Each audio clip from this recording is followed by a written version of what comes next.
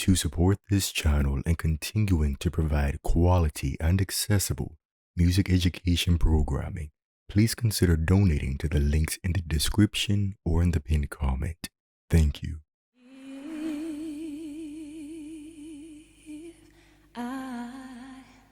Every artist has one record that changes their life and career forever. Janet Jackson had Rhythm Nation, Prince, Purple Rain, Michael Jackson, Thriller, and Whitney, The Bodyguard.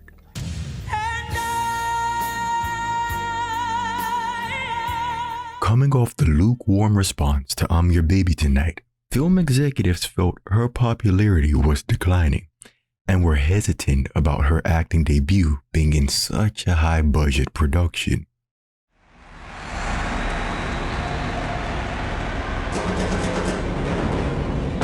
Ironically, Whitney would be the reason the film became a success.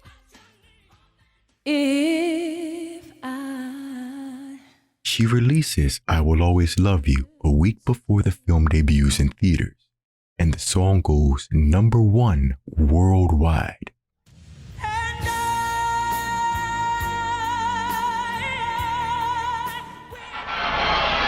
I Will Always Love You, Whitney Houston. Jesus loves me. And the winner is... And I Will Always Love You, Whitney Houston. I accept this award and I dedicate it to all of you.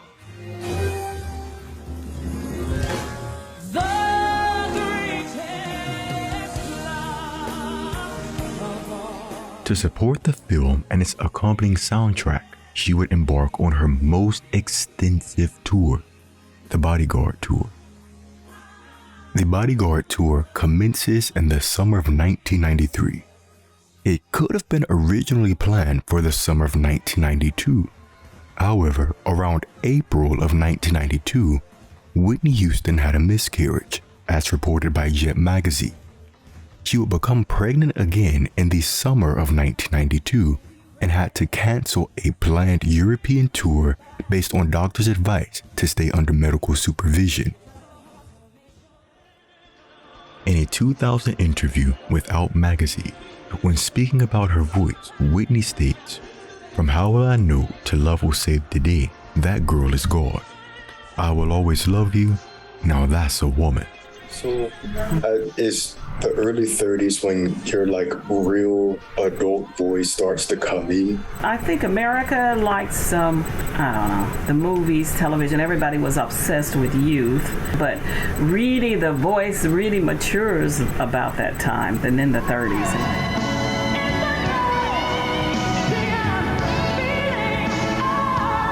It's interesting to hear Whitney say this.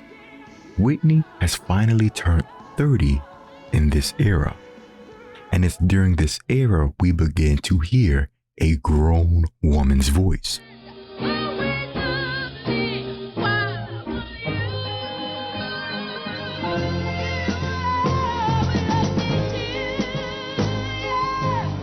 Looking at other women in her family, such as her mother, Dionne Warwick, and Leontine Price, their authentic voices did not come in until their early 30s. Looking at photos from this era, you'll notice she has grown into a woman's body. She's thicker compared to years past, and because she's stronger now than she's ever been before, her body can finally support the kind of singing her voice is meant to do.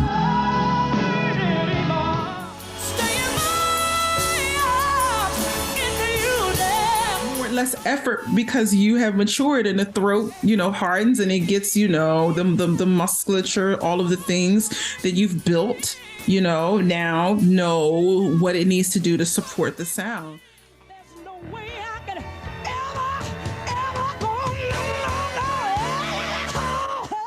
To understand the kind of sound that Whitney is trying to support, you have to look at her contemporaries, Jennifer Holliday and Taylor Dayne, both of which would sing overlapping material.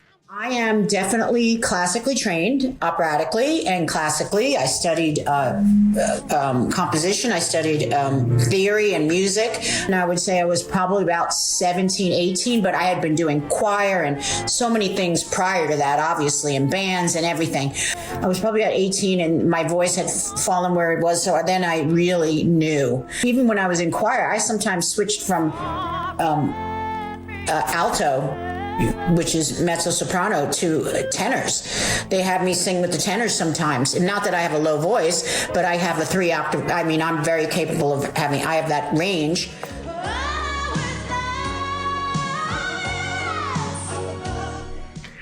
Dane would get songs that were written for Whitney, such as I'll Always Love You and Love Will Lead You Back. So there must be some overlap in how their voices function if they are getting offered the same music. Because when songwriters and composers write a song, they generally have an idea of the type of voice they want to sing it. Tina Turner or a Taylor Dane or a Pink, we're far more in mezzo soprano.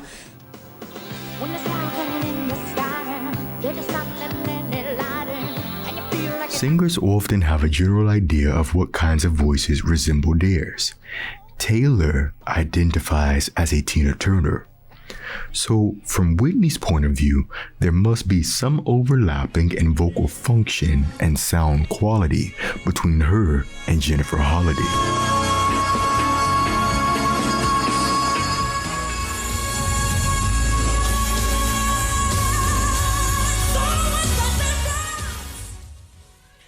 Holiday's music will stay in Whitney's set list until the late 90s. And when you look at all of the women whose music Whitney has covered, it's Holiday's music that she keeps in the original keys and arrangements.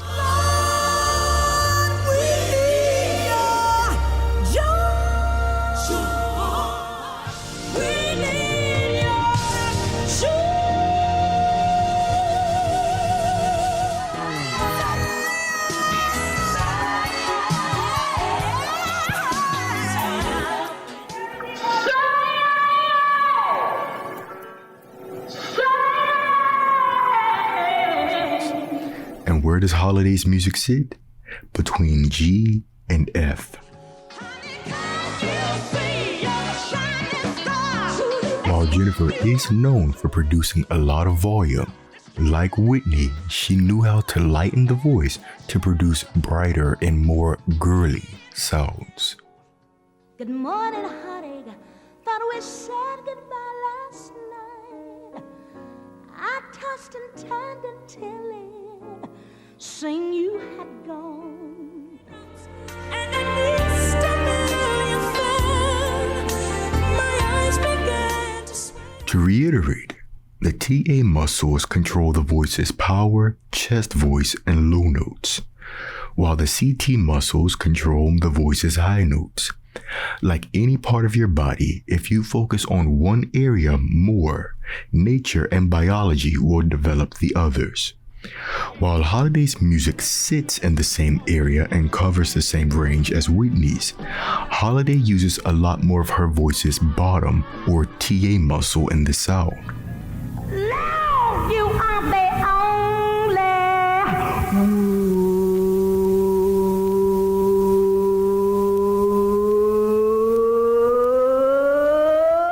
At a young age, Holiday was singing very loud, low notes. So clear. While Whitney focused on the CT muscles, which is why her low notes sometimes had a very head voice quality to them. See everything so clear. With time, and as Whitney got stronger physically, those TA muscles got stronger. Around the Bodyguard tour, we finally see Whitney using the bottom of her voice with a more TA-dominant sound. You've got your family, and they need you there. Got your family, and they need you there. And you guessed it, she's producing similar sounds to Jennifer Holliday in that range. He watches me.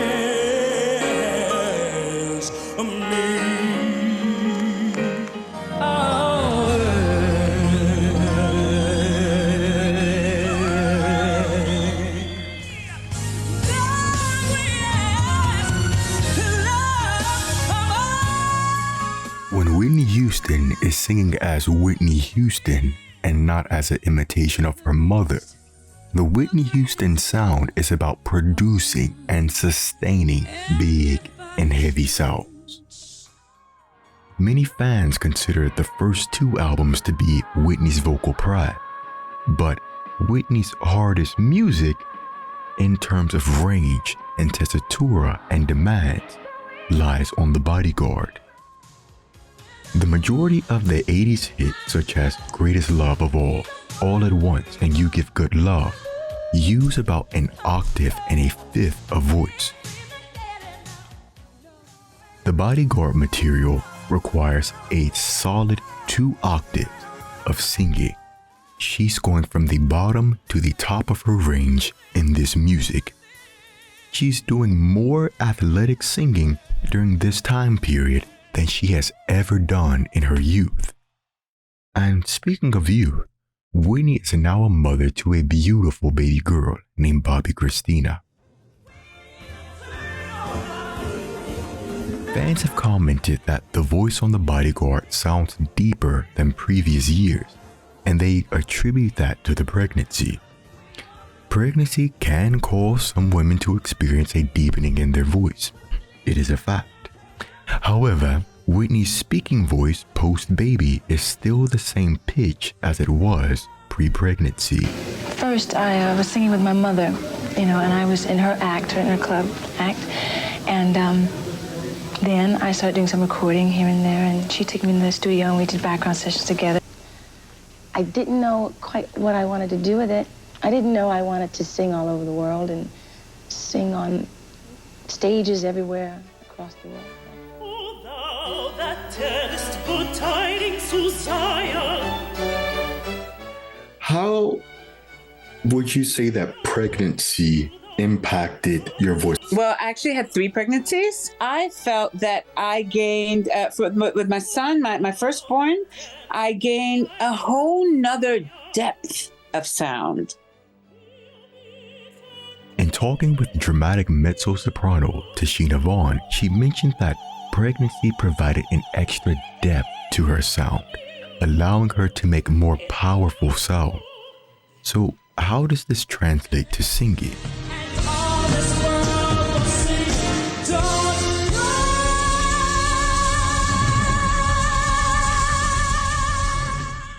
That is how we get those huge sounds that we all love from this time period. This is the range Whitney demonstrated for all of her tours up until this point. What's been consistent across all tours is she stays in a primary singing range of low G to high F. And Whitney needs generally about 20 minutes to warm up before she starts singing above the style. The first tour is an outlier for 2 reasons. It is the shortest tour in terms of dates, and also the shortest in terms of running time. The central singing range is the same when you compare the massive tours, but she's demonstrating a larger vocal range on the I'm Your Baby Tonight tour and the Bodyguard tour. If the voice was getting bigger and rangier, then that means her voice was still getting better. But the easiest way to debunk the her voice drop myth is to simply compare the keys. We all could use some harmony.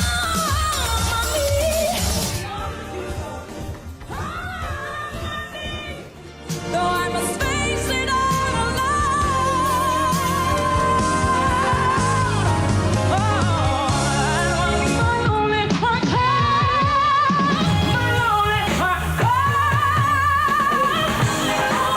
If the voice dropped as much as fans like to say it did, the keys would have dropped with it.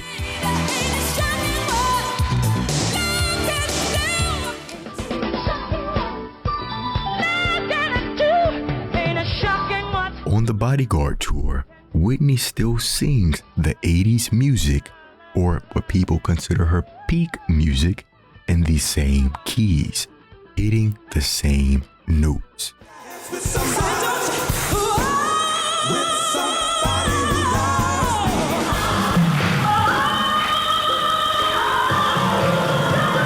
What fans are referring to as a deepening of the voice is actually a change in the quality of sound. So if fans say the voice dropped, but the keys didn't, that raises the question, what was Whitney's voice type? Looking at it from different angles, we will get the same conclusion. Whitney Houston was a mezzo-soprano. For starters, we can simply just ask an internationally renowned, award-winning Metropolitan Opera Spinto soprano herself if Whitney possesses the qualities that defines this voice type. The first question we have is, is Whitney Houston a Spinto soprano? No. Mezzo soprano. She had that really easy access to the top, but you never heard her go above A natural or B flat for any reason, really. Mm-hmm. And if she did, it was like an exclamation or something. Right. She didn't live up there. But, you know, she had that, when she was young, she had that bright, beautiful, sparkly, high kind of, but she was, you know, people forget that Whitney started, well, I guess 16. And even then, the voice wasn't like Patti LaBelle when she was 16. I mean, God, when that old recorded of her singing "You Never Walk Alone" when she was like 16. Yeah, no, I mean, just like, come on, like, forget about it. Like, it's not that kind of voice.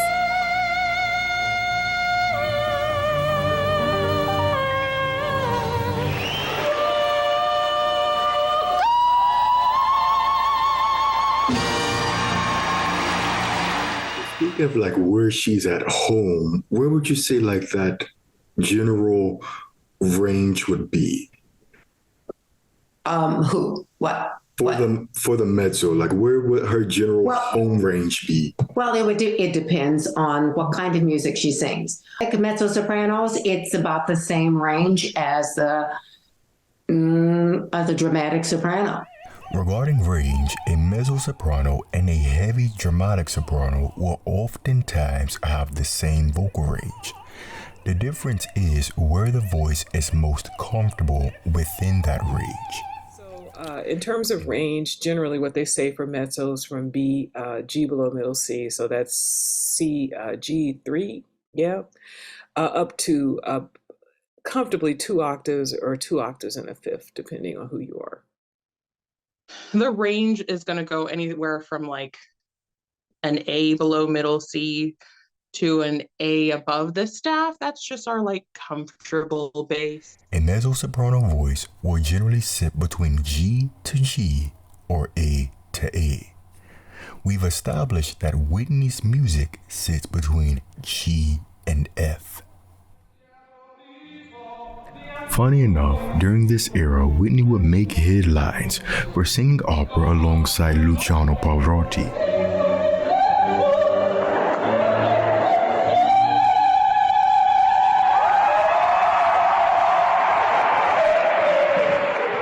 Music critics praised her interpretation of Rigoletto, but they noted that the voice was a rich, stunning alto. So, for those who have heard her at her best in contemporary and semi-classical music, the voice never came across as high. But looking at her history, her mother, who has a high voice and built not just Whitney's voice, but others for a living, did not place her with the high voices in the choir. She placed her in the middle.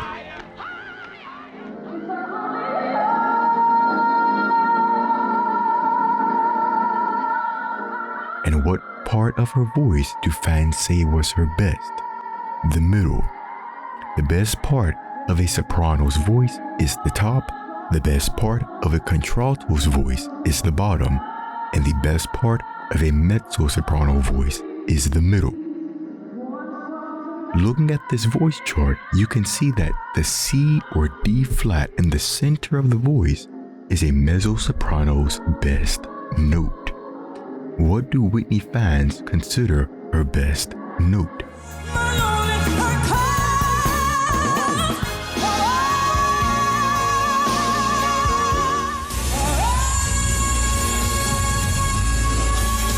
The C and D flat, which all of her music is composed around. Where do you find that the average mezzo tends to feel the Passaggio? Okay. So I would say between starting at D5, so an octave and a step above. We mentioned earlier that E and F are very important notes for the mezzo-soprano. It is where she will begin to feel that she is singing high.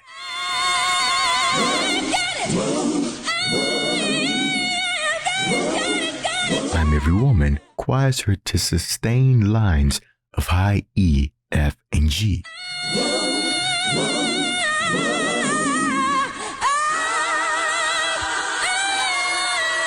And she does not do it live.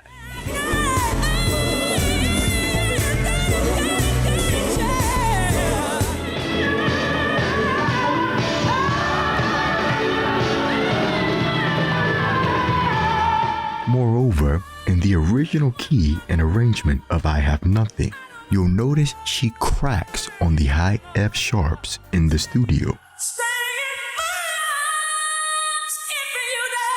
And if we remember in Hold Up the Light, it was the high F sharp that she would crack on.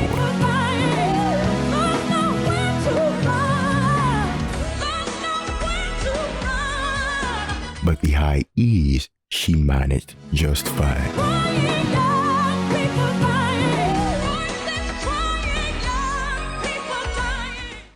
But in live performance, she lowers the song by a tone, so she has to sing an E.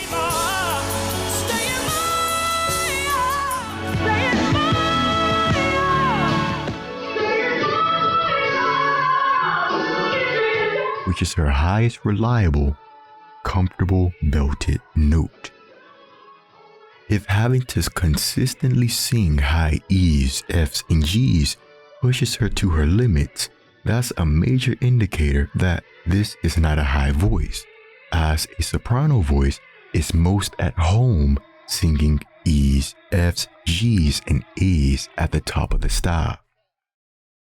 When speaking of these notes in her range as defining points, it is not being said that because Whitney can't belt high that she is disqualified from being a soprano.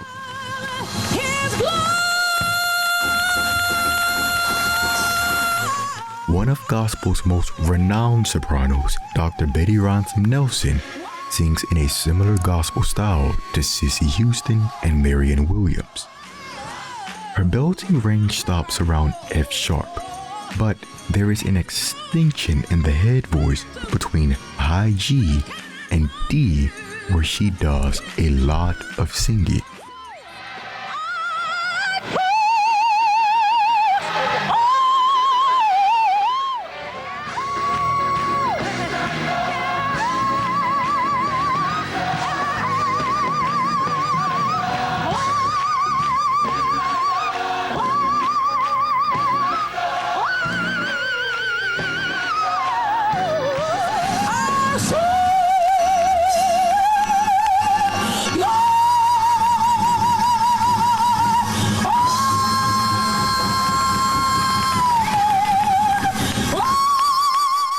Betty doing an improvisation where she keeps scaling up is something that we have also heard Sissy do.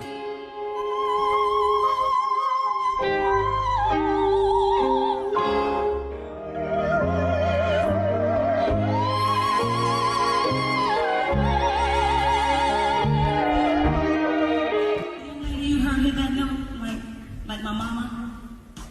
Well, it's hard to hit that note, baby, I know. I tried.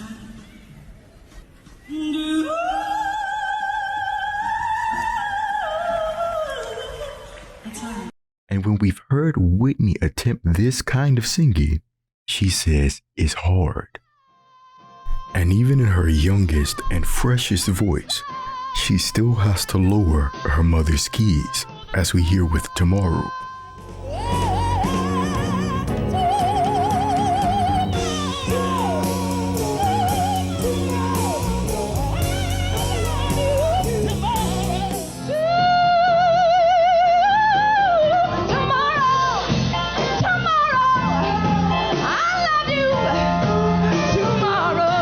The fact that she sings like Sissy but doesn't produce similar sounds like Sissy also proves that this is not a soprano voice. We've established that both Sissy and Whitney's singing techniques are rooted in traditional gospel, which closely resembles classical singing techniques. So let's compare them to the leading gospel singers of that style. Sissy Houston is soprano.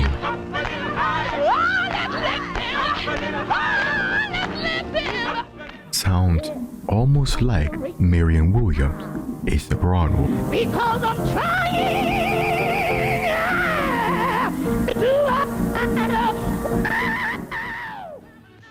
Whitney Houston, mezzo soprano, produces similar sounds to Mahalia Jackson.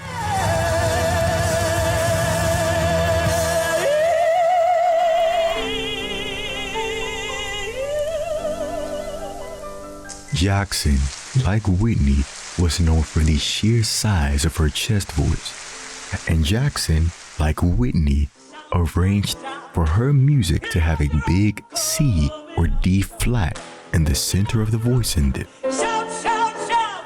Be locked up. I'm coming up now. The same note that Whitney fans say was her best.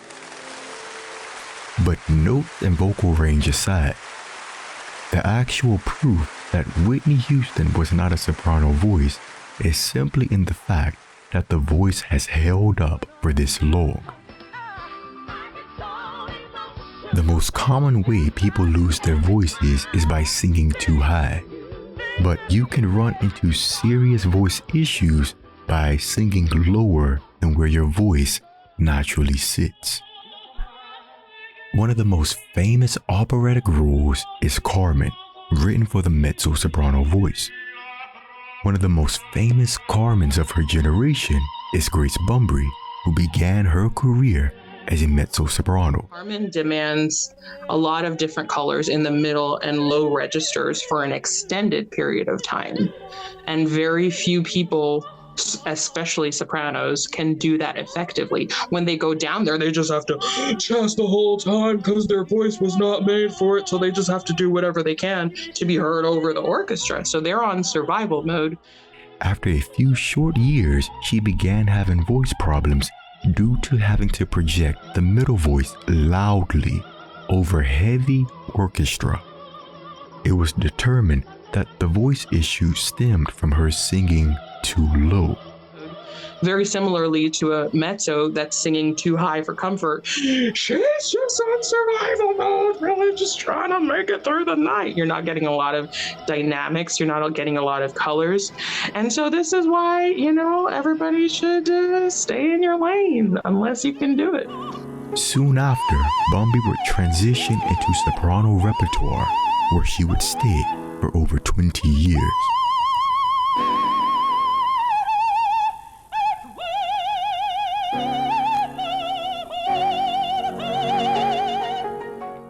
People will blame pregnancy or the drugs, but singing consistently out of your range damages the voice quicker than anything. If Whitney were a soprano who decided to do all of this loud and heavy undersinging in the middle of the voice would have had serious issues long before the Bodyguard era.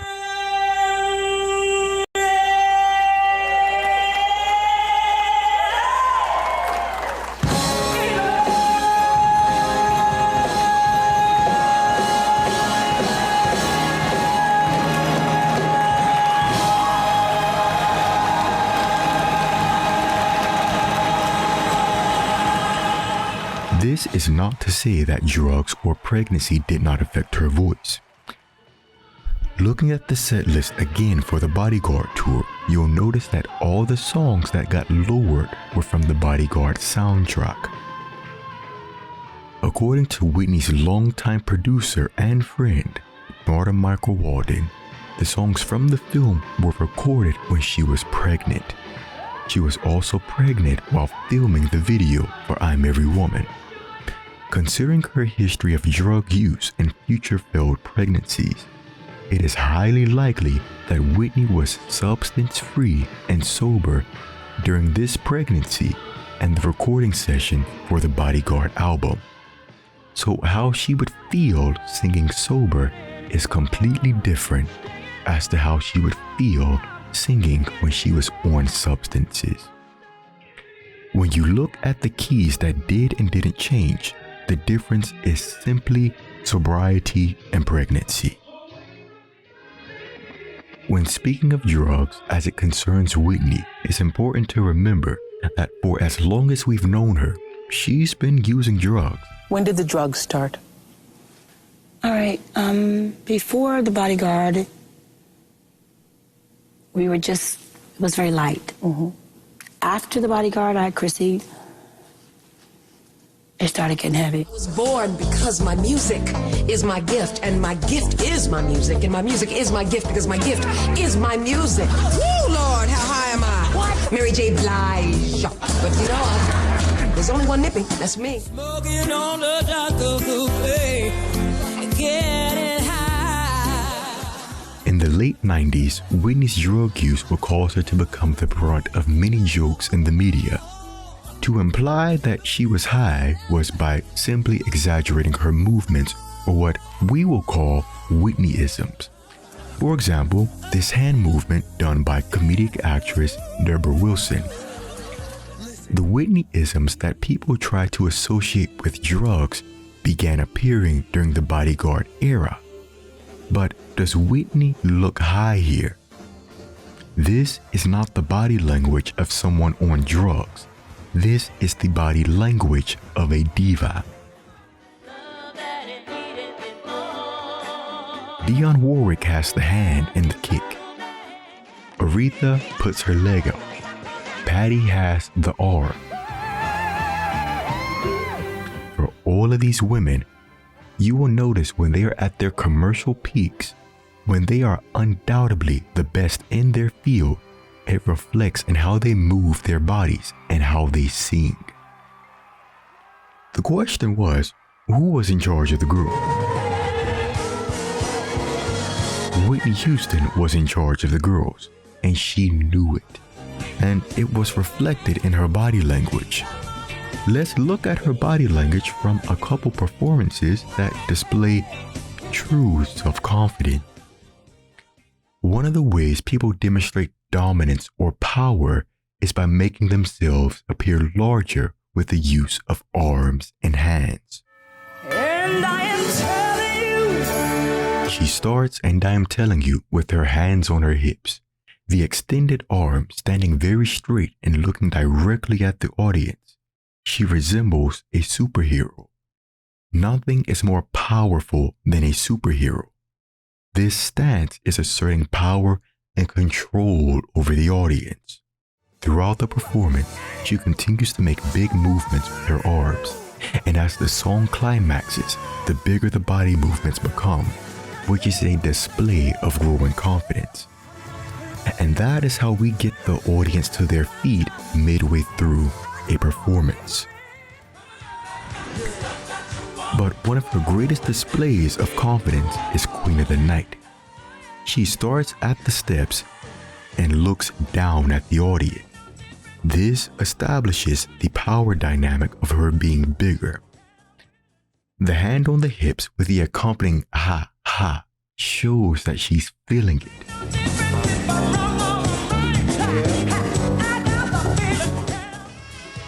The bridge of the song with the hands on the hips and the big body movements is nothing but confidence.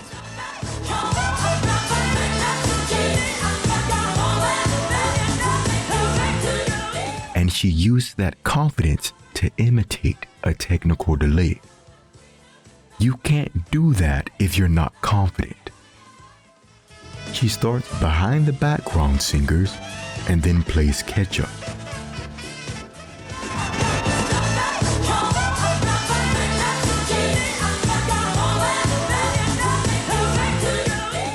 And in another tour stop, she does the inverse of this.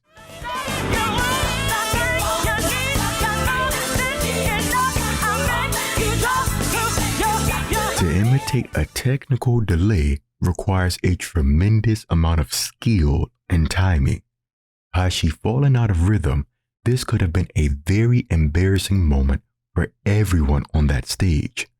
But she's doing this type of stuff night after night.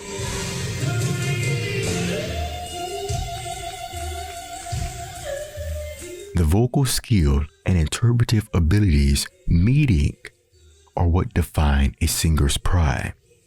As we've seen with the vocal range and the power, the voice has improved, and critics say that the Bodyguard tour is her doing the best singing of her entire career. Around what age is like the voice really set? 34, 35. And then 32, you have your another shift for the next couple of years to where the voice fills out and does whatever it's going to do, and then you land in your 40s. And then there's another vocal shift in your early 40s into your mid 40s. And, then you're getting into your prime, right? There's all of these steps. While a woman's adult voice does not come in until her 30s, it is generally closer to a woman's 40s that she does her prime singing.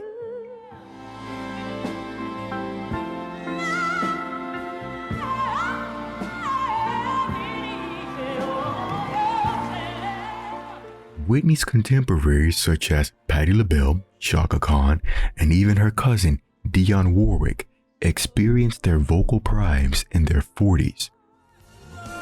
Taking into account how a woman's voice and body develop, there was still time and room for Whitney to get even better. The Bodyguard tour is why whatever growth that would have occurred in the future did not happen. Her 1988 Moment of Truth tour holds the record for most performances, but the Bodyguard tour is her most extensive as it concerns travel. She's visiting more countries and cities than ever, sometimes touching 5 cities in a week. Traveling is physically demanding, and the set list for this tour is her most demanding. Something Whitney always did with the previous tours was build a break into the set list. This could be a duet with her brother, a long extended version of a song that required very little vocal range, or simply letting the background singers have a moment.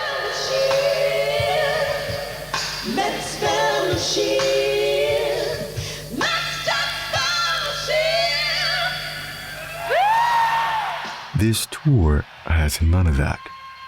From the rooter to the tutor, top to bottom, alpha omega, it is balls to the wall singing.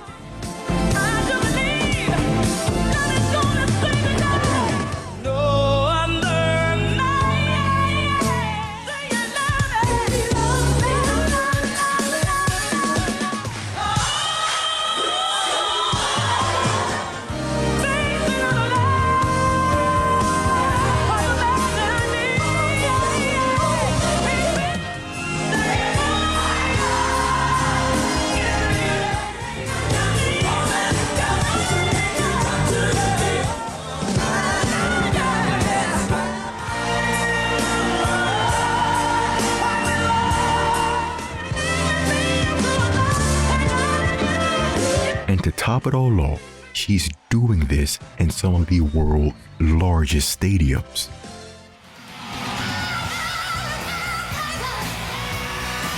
Outside of Whitney, Tina Turner is arguably the only black female singer at this time doing venues this size. In 1999, Tina mentioned that one of the reasons for wanting to retire was that she was tired of playing stadiums. My desire at the moment is to just sing quietly. The big venues, what people don't realize, is such a sound, and the vocal cord is fighting against all of that electric sound and speakers. You can't sing. Soon, I mean, I work to get to this point, so I'm not going to say I'm ready to step down now, but just a different, intimate kind of a staging, so I could just sing for the people. At the start of the tour, Whitney wanted to, and she did play theaters. We can assume that outside of wanting a more intimate setting, she was well aware of the physical demands of doing a stadium tour because she had just completed 3 of them. And after having a baby, she possibly did not want to do all of that work. The traveling, the singing, the venue sizes presented her with an unimaginable workload. So it should come as no surprise that, again, she ran into a voice problem on this tour. And we must ask ourselves if the physical demands of this tour are what caused her to miscarry her second child.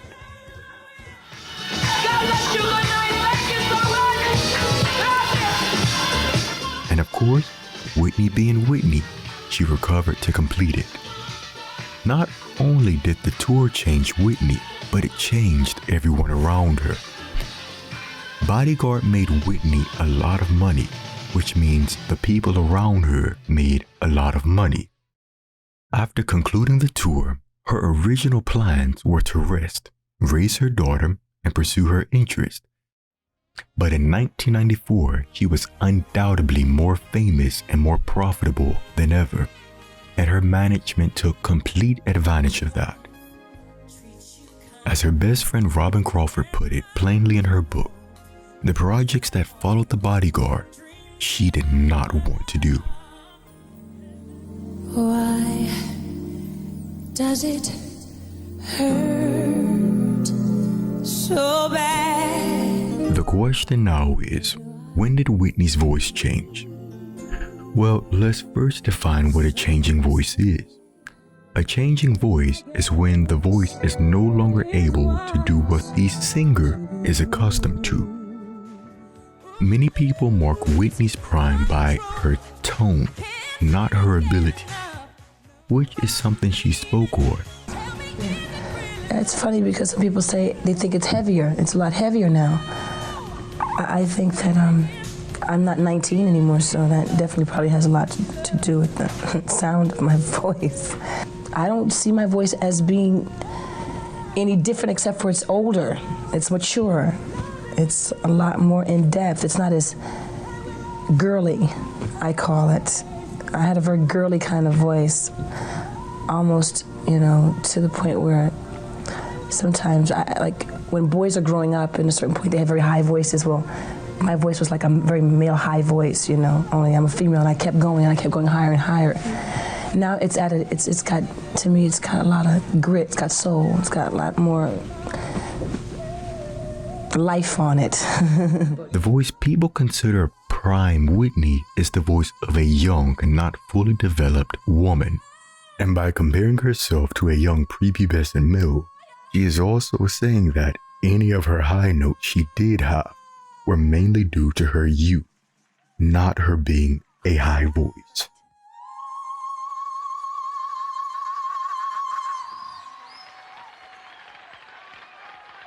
Which is why you must ask yourself, do you look the same way you did 5 or 10 years ago? Exactly. So why would you expect a 30-year-old woman to still look and sound 18? Many fans and critics also say that the Bodyguard tour is what changed her voice.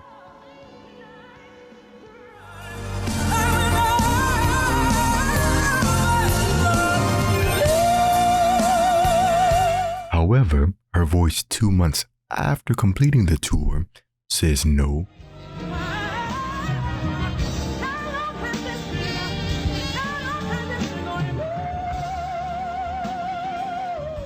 Six months after the tour, she performed This Day better than she did in the early 90s.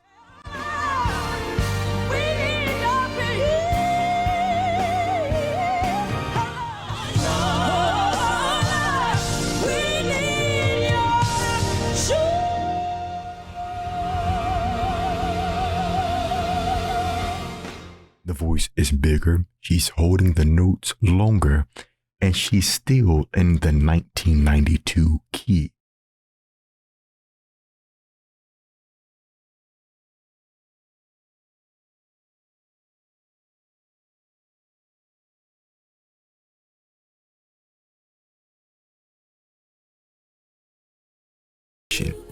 The vocal lines sit on low G.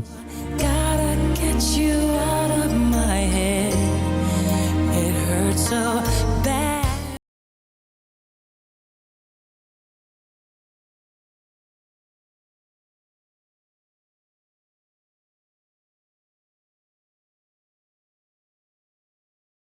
This means that the D flat, D area is still the best part of her voice. If Whitney can still sing big high Ds and D flats, she is considered to be at her best. And the song's writers even said, I was lucky to still get Whitney at her best.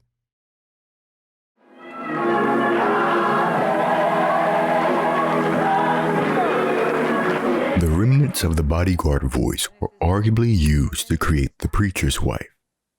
Filming in the winter of 1996, all singing for the film was done live. Whitney was singing in below freezing temperatures for 2 days, which producers for the film said was hard on Whitney's voice. After filming, Whitney would go into the studio to record tracks for the album. And it was said that Whitney could only last about 2 hours because the way she sang was hard on the vocal cords. When the album is released, critics said that the singing was just as good as it ever was. But her once clear, clean voice suited for pop music has now taken on a huskier tone. This then takes us to the end of 1996. And her Brunei concert in late 1996 is the last concert we have on record where the keys were still in what we have always heard, and she could still hit the notes as she did in the earlier year.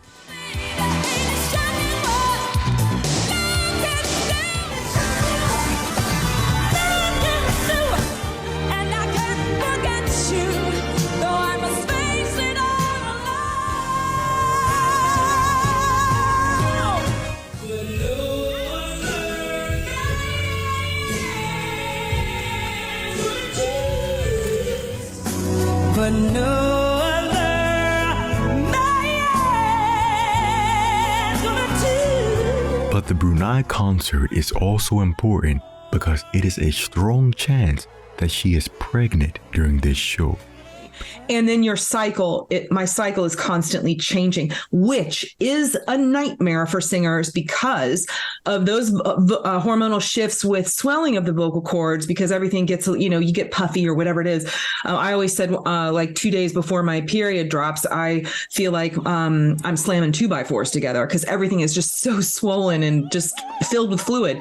And so when you don't know when that cycle is going to happen, because maybe you've missed 2 months and now is it going to happen on the 3rd month, even though you are still having the symptoms of having a cycle, meaning cramps, bloating, whatever it is, that blew my mind. I was like, well, I am losing my mind. What is happening? Where's my period? I know I'm not pregnant. Oh, please God, I don't want to be pregnant. The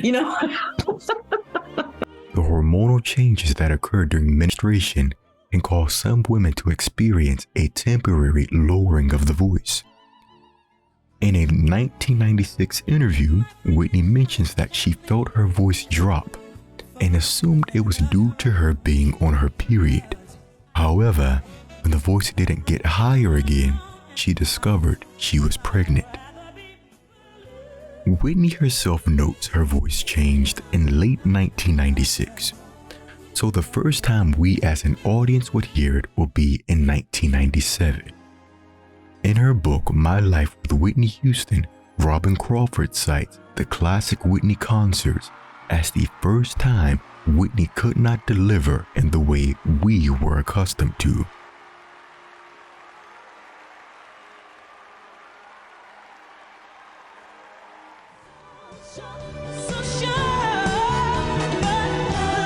While this is true, it should also be noted that the classic Whitney shows summation of everything that we had heard for that entire year. The first issue was stamina, which became apparent during the 1997 Grammy Awards.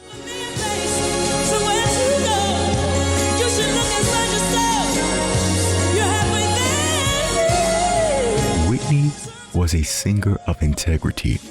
Whether it was a rehearsal or a performance, she always gave 100%.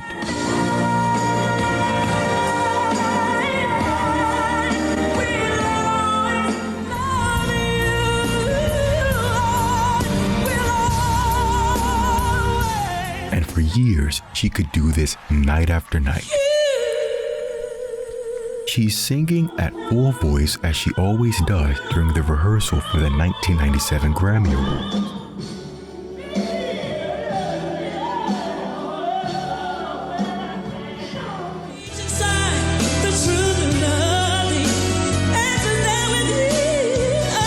But when it was time to perform, she has no voice.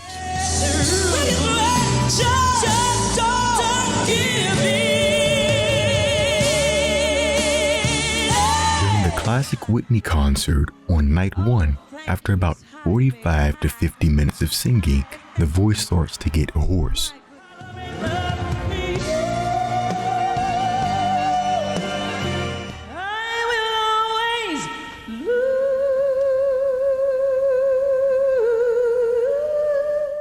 Hello.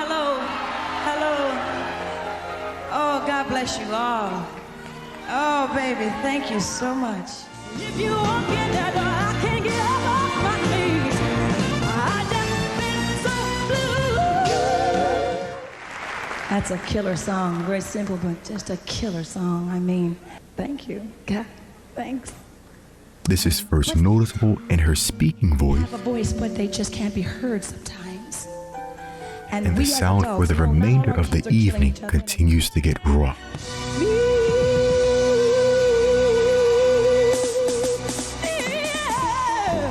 When she has to deliver the same show the following night, she makes a joke about having no voice. Friday, I think my voice is somewhere in one of these seats. I just gotta find out who's got it. Who's got my voice, Lord? Nobody but you. Since the start, Whitney's live show workload has continuously increased.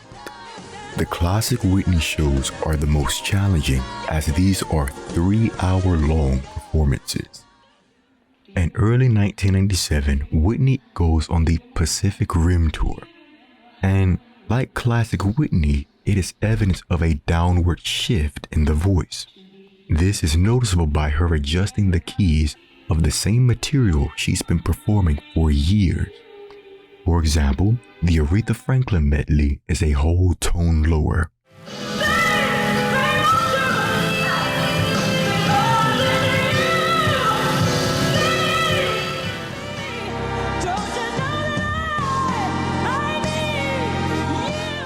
Greatest Love of All is now a full tone lower than the original.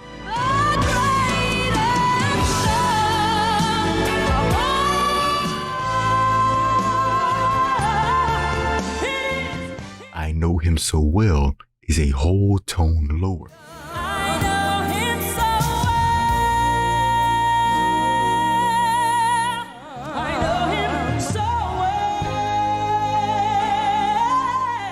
The voice shifting down is also evident in what has now become her money note.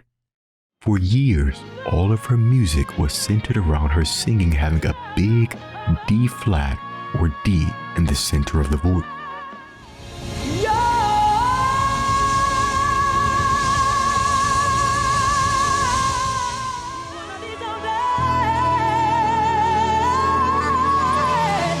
Those same notes are now starting to take on a coarse or raspy quality, but the notes under it, the B flat, B, and C in the center of the voice, have still maintained their quality. And also, you'll notice from 1997 onward, she's using less range on stage. She's keeping the singing firmly within low G and high F.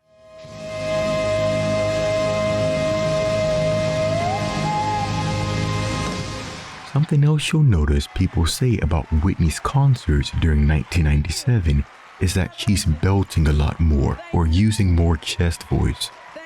Making those quick transitions between chest and head voice is a hallmark of the Whitney Houston sound. That switch is no longer reliable during this transition period. The sound usually skips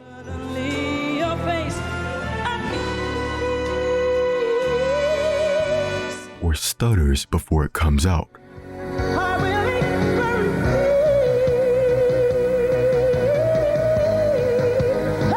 This could result from one or multiple things: a dry instrument due to years of smoking, problems with the middle voice due to overwork, or the voice lowering, which makes certain transitions harder, or all of the above.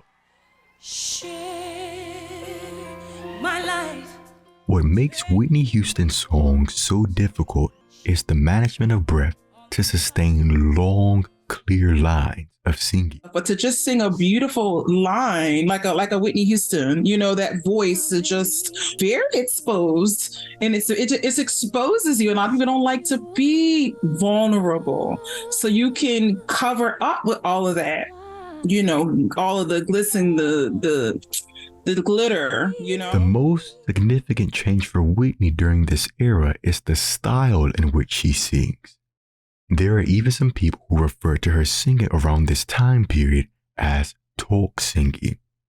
Instead of singing straight lines,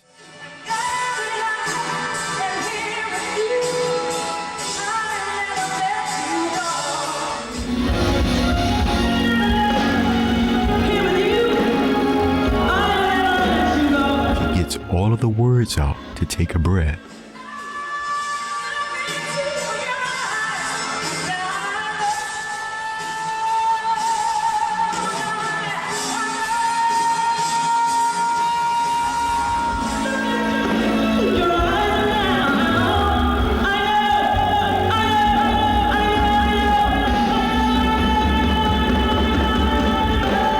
This would link back to the stamina and breathing issues related to overwork and cigarettes. This talk singing is something that Aretha Franklin and Dionne Warwick also did when their voices were in a period of transition.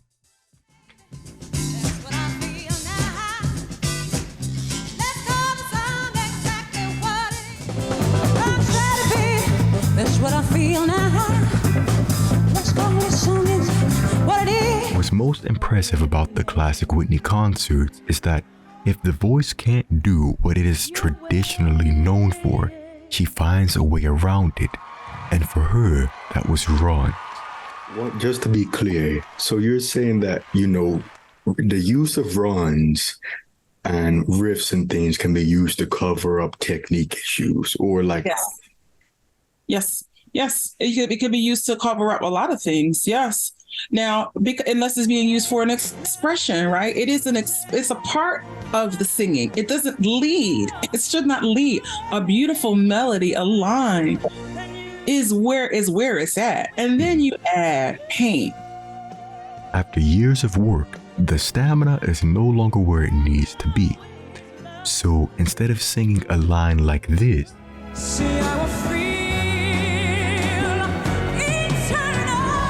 she'll sing it like this.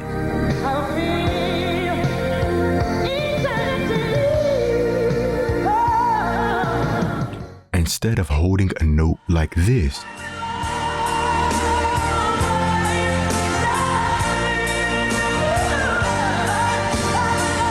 she will hold a note like this.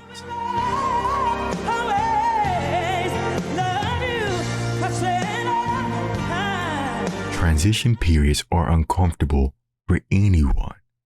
For Whitney and her fans, it was no different.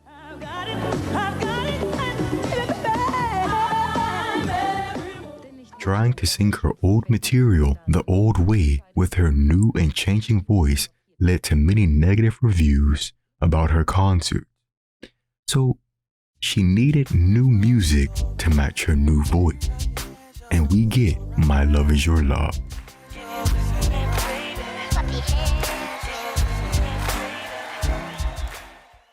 To support this channel and continuing to provide quality and accessible music education programming, please consider donating to the links in the description or in the pinned comment. Thank you.